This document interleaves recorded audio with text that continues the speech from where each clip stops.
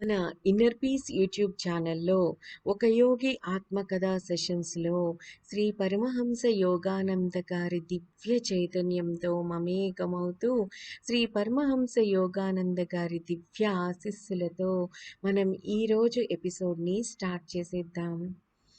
మనం లాస్ట్ ఎపిసోడ్లో లాహిరి మహాశయులు నిర్వికల్ప సమాధిలోకి వెళ్ళి 7 రోజులు అద్భుతంగా అలాగే ఉండిపోయారు. అప్పుడు ఆయనకున్న మాయావరణాలన్నీ తొలగిపోయి తన ఆత్మ విశ్వాత్ముడి వేదిక మీద సంపూర్ణంగా స్థిరపడింది అని చెప్పారు. 8వ రోజు గురుదేవుల పాదాల మీద పడి నన్ను ఎప్పటికీ మీ దగ్గరగానే మీ పవిత్ర వనభూమిలోనే ఉండనివ్వమని వేడుకున్నారు. నాయన, ఈ జన్మలో నీ పాత్ర జనబాహుళ్యం కళ్ళ ఎదుట నిర్వహించాలి. ఈ జన్మకు పూర్వం అనేక జన్మలు నువ్వు ఏకాంత ధ్యాన సాధన భాగ్యం పొందావు. ఇప్పుడు మానవ ప్రపంచంలో కలిసి మసలాలి అన్నారు బాబాజీ తన్ని ఆలింగనం చేసుకుంటూ. అప్పుడు లాహిరి మహాశైలు ఏం చెప్తున్నారంటే, నువ్వు వివాహితుడివయి సామాన్య కుటుంబంతో ఉద్యోగ బాధ్యతలతో ఉండేదాకా ఈసారి నువ్వు నన్ను కలుసుకోకపోవడంలో గంభీరమైన ప్రయోజనం ఒకటి మరుగుపడి ఉంది. హిమాలయాల్లో మా రహస్య బృందంలో చేరాలన్న ఆలోచనలు నువ్వు పక్కకి పెట్టాలి. నీ జీవితం ఆదర్శ గృహస్థ యోగికి నిదర్శనంగా సేవ చేస్తూ నగర జన సమూహాల మధ్య గడపాలి అని చెప్పారు బాబాజీ. ఆశ్చర్యం చెందిన అనేక మంది లౌకిక స్త్రీ పురుషుల ఆక్రందనలు మహామహుల చెవుల్లో పడకుండా పోలేదు అంటూ ఇలా చెప్పారు ఆయన. మనఃపూర్వకంగా ఆపేక్షించే అసంఖ్యాకులకు క్రియాయోగం ద్వారా ఆధ్యాత్మిక ఉపశమనం కలిగించడానికి నువ్వు ఎంపిక అయ్యావు. సంసార బంధాలతో భారమైన లౌకిక విధులతో చిక్కులు పడుతున్న లక్షలాది జనం తమలాగే సంసారివైన నీ నుంచి కొత్త ఆశ పొందుతారు. అత్యున్నతమైన యోగా ఉపలబ్ధుల సంసారికి అందరానివి కావని వాళ్ళు గ్రహించడానికి నువ్వు వారికి దారి చూపించాలి. ప్రపంచంలో కూడా వ్యక్తిగత ప్రయోజనోద్దేశం కానీ అనుబంధం కానీ లేకుండా తన బాధ్యతల్ని నిష్ఠగా నిర్వహించే యోగి నిశ్చయమైన ఆత్మజ్ఞాన మార్గంలో పయనిస్తాడు. ఆ విషయాన్ని నువ్వే ప్రూవ్ చేస్తావు. నీ ద్వారా అనేక మంది తెలుసుకుంటారు అని మనందరి కోసం, మనందరి శ్రేయస్సు కోసం, మనందరి ఆత్మ ఉన్నతి కోసం మహావతార్ బాబాజీ లాహిరి మహాశైల్ని సెలెక్ట్ చేసుకున్నారు. ఆల్మోస్ట్ ఆ సమయంలో క్రియాయోగం అన్నది అంతరించిపోతూ ఉన్న ఆ సమయంలో మహావతార్ బాబాజీ క్రియాయోగ దీక్షను లాహిరి మహాశైల్ గారికి చెప్పి ఆయన ద్వారా అది మళ్ళీ అద్భుతంగా వ్యాపించడానికి ఆయన లాహిరి మహాశైల్ని మనందరి మధ్యకు పంపిస్తున్నారు. సో ఇంకా లాహిరి మహాశైలు ఏం చెప్తున్నారంటే, ప్రపంచాన్ని విడవాలని నన్ను నిర్బంధించే అవసరం ఏది లేదు. ఎంచేతంటే లోపల నువ్వు దానికి సంబంధించిన ప్రతి ఒక్క బంధాన్ని పూర్వమే తెంపేశావు. నీ కుటుంబానికి, ఉద్యోగానికి, పౌర జీవనానికి, ఆధ్యాత్మిక జీవనానికి సంబంధించిన విధుల్ని నువ్వు అంతఃకరణ శుద్ధితో నిర్వర్తించడానికి ఇంకా చాలా సంవత్సరాలు మిగిలి ఉన్నాయి. దైవపరమైన ఆశ అనే మధురమైన కొత్త ఊపిరి సంసారుల శుష్క హృదయాల్లోకి చొరబడుతుంది. నీ సంతులిత జీవనం నుంచి వాళ్ళు మోక్షం అన్నది అంతఃసన్యాసం మీదే కానీ బాహ్య సన్యాసం మీద ఆధారపడ్డది కాదని అర్థం చేసుకుంటారు అని అంటున్నారు మహావతార్ బాబాజీ. ఉన్నతమైన ఆ హిమాలయ ఏకాంత ప్రదేశాల్లో మా గురుదేవుల వాక్కులు వింటూ ఉంటే నా కుటుంబము, ఆఫీసు, ప్రపంచము ఎంత దూరమో అనిపించింది నాకు. అయినా ఆయన వాక్కుల్లో కఠోర సత్యం ధ్వనించింది. పావనమైన ఈ శాంతి ధామాన్ని విడిచి వెళ్ళడానికి అణుకువగా అంగీకరించాను. యోగ విద్యను గురువు నుంచి శిష్యుడికి ప్రసారణ చేసేటప్పుడు పాటించవలసిన సనాతన కఠిన నియమాల్ని బాబాజీ నాకు బోధించారు. యోగ్యులైన శిష్యులకు మాత్రమే క్రియాకీలకం ప్రసాదించు అని చెప్పారు బాబాజీ. దైవాన్వేషణలో అన్నిటినీ త్యజించడానికి ప్రతిజ్ఞ పూనిన వాడే ధ్యానయోగం ద్వారా పరమ రహస్యాల చిక్కుముళ్ళు విడదీయడానికి అర్హుడు అని అన్నారు బాబాజీ. మనం కూడా గుర్తుంచుకోవాల్సిన విషయమే. యోగ్యులైన శిష్యులకి మాత్రమే యోగ్యులైన శిష్యులకి మాత్రమే క్రియాకీలకం ప్రసాదించు అని చెప్పారు. దైవాన్వేషణలో అన్నిటినీ త్యజించడానికి ప్రతిజ్ఞ పూనిన వాడే ధ్యాన యోగం ద్వారా, మనందరం చేసే సాధన అదే కదా, ధ్యాన సాధన. ధ్యాన యోగం ద్వారా ఆ సాధన ఎంత ఎక్కువ చేయాలి అంటే పరమ రహస్యాల చిక్కుముళ్ళు విడదీయగలిగేటంత సాధన చేసినప్పుడు క్రియాకీలకం ప్రసాదించడానికి, పొందటానికి ఆ మానవుడు అర్హుడనమాట. సో గురుదేవా, మరుగుపడిన క్రియా ప్రక్రియను పునరుద్ధరించి మీరు మానవ జాతికి మహోపకారం చేసినట్టే శిష్యరికానికి కావలసిన కఠిన నియమాల్ని సడలించి ఆ లాభాన్ని కొంచెం పెంచరు అని విన్నవించుకుంటూ బాబాజీ కేసి చూశాను. చిత్తశుద్ధి గల అన్వేషకులందరూ మొదట్లోనే సంపూర్ణ అంతఃసన్యాసానికి ప్రతిజ్ఞ పూనలేకపోయినప్పటికీ వారందరికీ కూడా క్రియాయోగం అందించడానికి నన్ను అనుమతించవలసిందిగా ప్రార్థిస్తున్నాను. ప్రపంచంలో 3 విధాలైన క్లేశాలకి గురి అయ్యే పీడిత స్త్రీ పురుషులకు ప్రత్యేకమైన ప్రోత్సాహం అవసరం కదా. వాళ్ళకి క్రియాయోగ దీక్ష అందకుండా చేసినట్లయితే వాళ్ళెన్నటికీ ముక్తి మార్గమే తొక్కకపోవచ్చు అని లాహిరి మహాశయులు బాబాజీతో అంటున్నారు. అంటే ఈ క్రియాయోగం గురువు నుంచి శిష్యుడికి ప్రసారణ చేసేటప్పుడు పాటించవలసిన కఠిన నియమాల్ని కూడా బాబాజీ చెప్పారు కదా. సో అంటే ఇప్పుడు ఏమంటున్నారు లాహిరి మహాశయులు, మరుగున పడిన క్రియా ప్రక్రియను మీరు పునరుద్ధరించడానికి మీరు ప్లాన్ చేశారు. అది చాలా మంచి విషయము, మానవ జాతికి మహోపకారం చేసినట్టే. అయితే శిష్యరికానికి కావలసిన కఠిన నియమాలని కొంతవరకు సడలిస్తే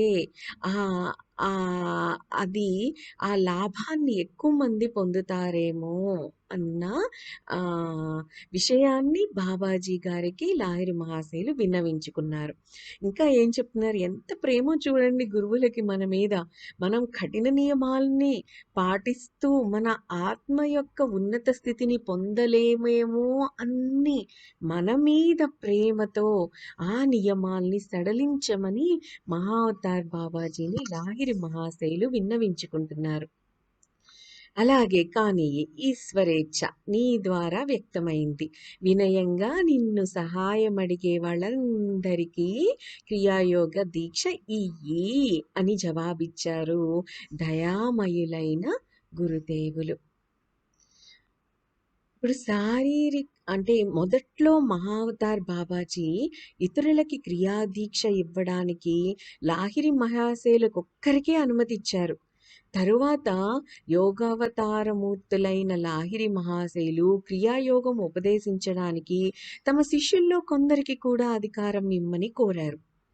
బాబాజీ దానికి అంగీకరించారు. అంతేకాకుండా భవిష్యత్తులో క్రియాయోగ దీక్షా ప్రదానం, క్రియాయోగ పదంలో ప్రగతి సాధించి లాహిరి మహాశైల నుంచి కానీ ఆ యోగావతారుల అధికృత శిష్యులు ఏర్పరిచిన మార్గాల నుంచి కానీ అధికారం పొందిన వాళ్ళకి మాత్రమే పరిమితమై ఉండాలని ఆదేశించారు. యథావిధిగా అధికారం పొందిన క్రియాయోగ ఉపదేశకుల దగ్గర దీక్ష తీసుకున్న భక్తి విశ్వాసాలు కలిగి క్రియాయోగులందరి ఆధ్యాత్మిక సంక్షేమానికి జన్మ జన్మాంతర బాధ్యత తాము స్వీకరిస్తామని బాబాజీ కనికరంతో అన్నారు. Yogoda Satsanga society of India self realisation fellowship ద్వారా క్రియాయోగ దీక్ష తీసుకునే వాళ్ళు క్రియాయోగ ప్రక్రియను తాము ఇతరులెవ్వరికీ వెల్లడి చెయ్యం అని ఒక ప్రమాణ పత్రం మీద తప్పనిసరిగా సంతకం చేయవలసి ఉంటుంది.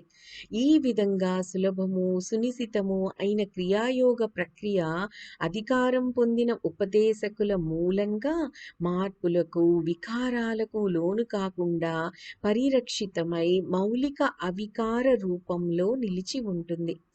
సామాన్య ప్రజలు క్రియాయోగం వల్ల లాభం పొందడానికని బాబాజీ పురాతనమైన వానప్రస్థ సన్యాసాశ్రమ సంబంధమైన నిర్బంధాలు తొలగించినప్పటికీ దీక్ష కోరే వారికి ఎవరికైనా సరే క్రియాయోగ సాధనకు తయారుగా ప్రాథమిక ఆధ్యాత్మిక శిక్షణ కాలం ఒకటి లాహిరి మహాశైలు వారి ఆధ్యాత్మిక పరంపరలోని శిష్యులందరూ విధించాలని బాబాజీ ఆదేశించారు.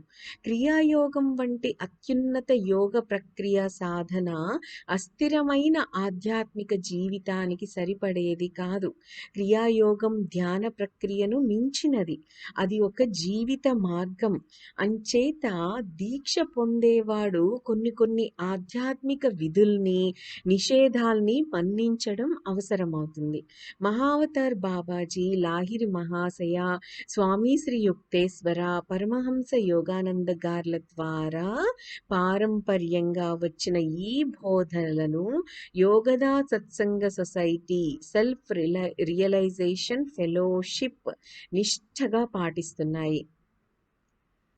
సో వైఎస్ఎస్ లేదా ఎస్ఆర్ఎఫ్ వారి పాఠాల ద్వారాను, వైఎస్ఎస్ లేదా ఎస్ఆర్ఎఫ్ వారి అధికారం పొందిన ప్రతినిధుల ద్వారాను క్రియాయోగానికి ఉపక్రమణగా నేర్పే హంస ఓం ప్రక్రియలు క్రియాయోగ పదంలో అంతర్భాగాలే. ఈ ప్రక్రియలు ఆత్మ సాక్షాత్కారం పొందటానికి చైతన్యాన్ని జాగృతం చేయడంలోనూ ఆత్మని ధ్యాసం నుంచి విముక్తం చేయడంలోనూ సమర్థవంతమైనవి. సో ఇప్పుడు మళ్ళీ మన బ్యాక్ స్టోరీకి వచ్చేస్తే లాహిరి మహాశైలు ఏం చెప్తున్నారు అంటే, కొద్దిసేపు మౌనం దాల్చిన అనంతరం అంటే అలాగే కానీ ఈశ్వరేచ్ఛ నీ ద్వారా వ్యక్తమైంది, వినయంగా నిన్ను సహాయం అడిగే వాళ్ళందరికీ క్రియాయోగ దీక్ష ఇయ్యి అని జవాబిచ్చారు కదా బాబాజీ. కొద్దిసేపు మౌనం దాల్చిన అనంతరం బాబాజీ ఇంకా ఏం చెప్పారంటే, స్వల్పమపస్య అంటే స్వల్పమపస్య ధర్మస్య త్రాయతే మహతో భయాత్ అని భగవద్గీతలో ఇచ్చిన గొప్ప హామీని అంటే నీ శిష్యుల్లో ప్రతి ఒక్కరికి వినిపించు. ఈ ధర్మం, ఈ ధార్మిక ప్రక్రియ ఏ కొద్దిపాటి అయినా ఆచరణలో పెడితే అది నిన్ను పెద్ద భయం నుంచి కాపాడుతుంది. అంటే జనమరణ చక్ర పరిక్రమణలో సహజంగా ఉండే మహాక్లేశాల నుంచి కాపాడుతుంది అని అర్థం. మర్నాడు ఉదయం నేను వీడుకోలు దీవెన కోసం గురుదేవుల పాదాల దగ్గర మోకరిల్లినప్పుడు ఆయన్ని విడిచి వెళ్ళాలంటే నాలో ఎంత గాఢమైన అయిష్టత ఉందో ఆయన పసిగట్టారు. మనకి ఎడబాటు లేదు నాయనా అంటూ ఆప్యాయంగా నా భుజం నిమిరారు. నువ్వు ఎక్కడున్నా నన్నెప్పుడు పిలిచినా తక్షణం నీ దగ్గర ఉంటాను అన్నారు.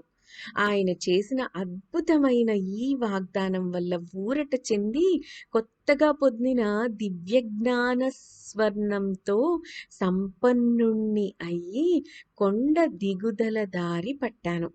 ఆఫీసులో నా తోటి ఉద్యోగులు నాకు మనసారా స్వాగతం పలికారు.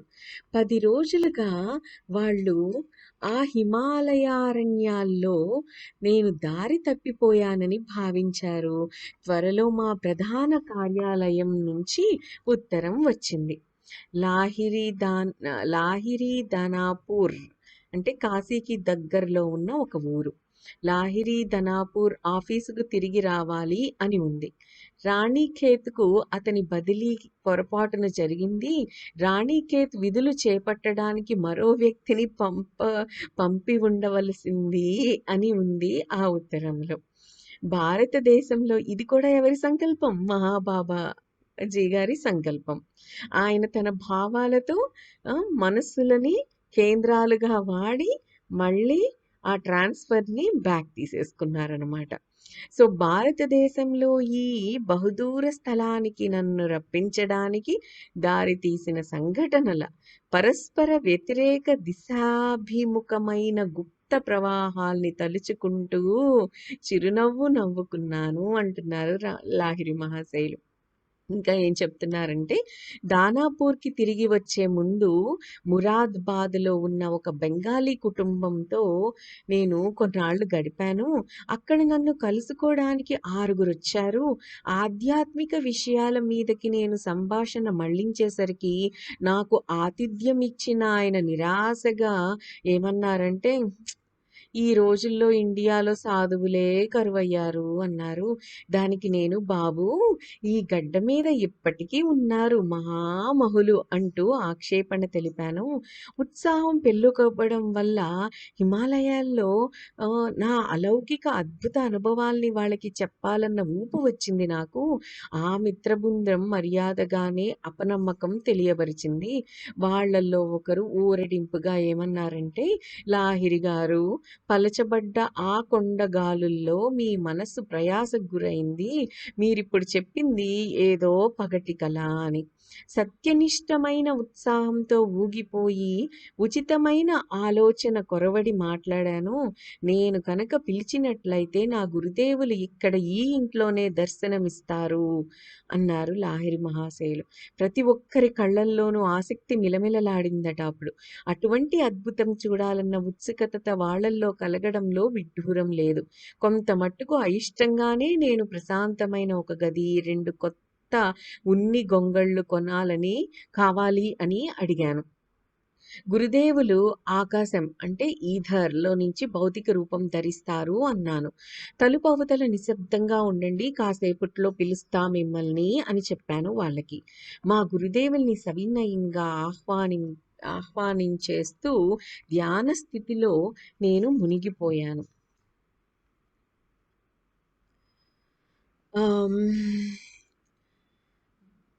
చీకటి చేసిన గది ప్రశాంతి కలిగించే పలచని వెలుతురుతో నిండిపోయింది. దాంట్లో నుంచి తేజవంతమైన బాబాజీ ఆకృతి క్రమంగా వెలువడింది.